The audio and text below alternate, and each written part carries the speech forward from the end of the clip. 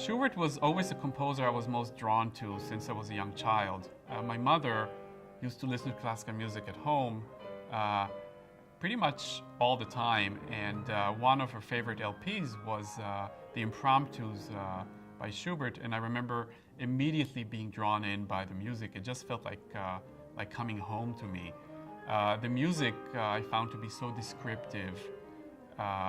It just really spoke to me. There was a story there that sounded oddly familiar, yet it was strangely comforting to me. So the first Schubert piece I ever played, I must have been 12 or so, was the C minor Impromptu, Opus 90. My teacher assigned it to me, and like my teacher, it was a very, very serious piece. To me, Schubert has this magical way of making the listener feel as if time just stops. Time just stands still. And one of the ways he accomplishes this is through his usage of rests. These rests are sometimes overlooked because they're just spaces between the notes, right? But in Schubert, these rests are actually silences. And sometimes these silences can sound louder than the music itself. They feel like passageway into another world.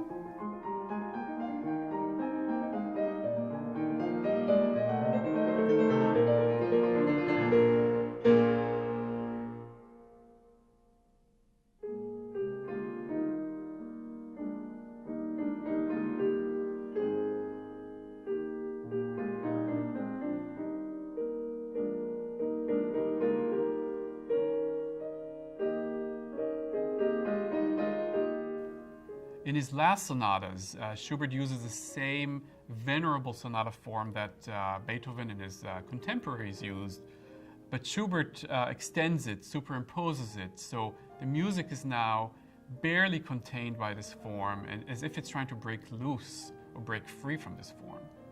In these last sonatas, Schubert transports us to a place that is somewhere between dream and reality. He wrote these works just a few weeks before his death, and death was really, really close now, and he provides us with this glimpse into his inner world, and it sounds like a very frightening place to be. I feel that death actually plays a central role in the C minor sonata, the D958, and it's a feeling that prevails through the sonata.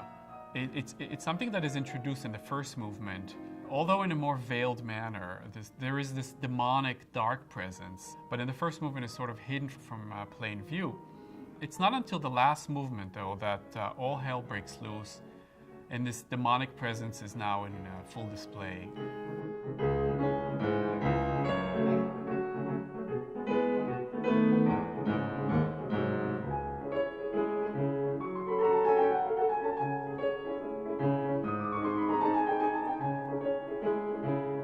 It's important to mention that Schubert uses C minor here as a setting for the sonata. And it's impossible to not bring up C minor without talking about Beethoven's Pathétique, his third piano concerto, and of course the 32 variations. And I bring up the 32 variations because they serve as inspiration to this sonata. But Schubert takes this key even further. And the way he uses C minor and its very specific inflection or dialect is even more mythical and more fatalistic than Beethoven. And in this way, I feel like he surpasses Beethoven.